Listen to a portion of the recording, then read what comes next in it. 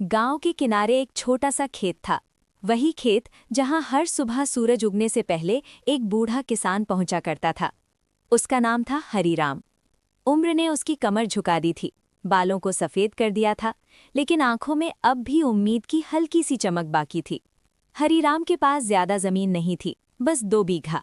कभी यही खेत उसकी शान हुआ करता था।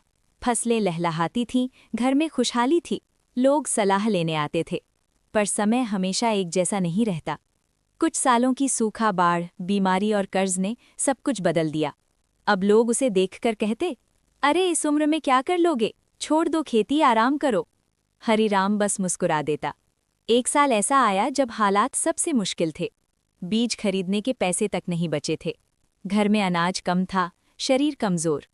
बेटे शहर जा चुके थे, लौटने का वादा सालों से अधूरा था। उस रात हरीराम देर तक जागता रहा, मन में तूफान था। क्या सच में अब हिम्मत छोड़ देनी चाहिए?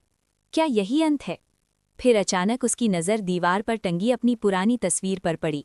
जवान हरीराम, सीधी कमर, आत्मविश्वास से भरा चेहरा। उसने खुद से कहा, जब सब कुछ था तब मेहनत की, अब कुछ नहीं है तो हार मान लूं? नहीं। अगली सुबह वो खेत पर पहुंचा। उसने पड़ोसी से थोड़े बीज उधार लिए, मिट्टी को हाथ में लेकर बोला, बस एक आखिरी कोशिश। दिन बीतने लगे। बूढ़ा शरीर थक जाता, हाथ कांपते, पर हरीराम रोज खेत में लगा रहता। धूप हो, ठंड हो, दर्द हो, कोई बहाना नहीं। गांव वाले हंसते, देखो जिद्दी बूढ़ा। लेकिन हरीराम को अब किसी की आवाज सुनाई नहीं देती थी। उसे सिर्फ मिट्टी की खामोश पुकार सुनाई देती थी। कुछ हफ्तों बाद खेत में छोटे छोटे हरे पौधे उगाए। हरीराम की आंखें भर आईं। अभी सब खत्म नहीं हुआ। फसल धीरे धीरे बढ़ने लगी। इस बार बारिश भी साथ दे रही थी। हर दिन पौधों को देखकर हरीराम के चेहरे पर नई ताकत आ जाती। कटाई का दिन आया। 2 बीघा खेत सुनहरे अनाज से भर चुका था।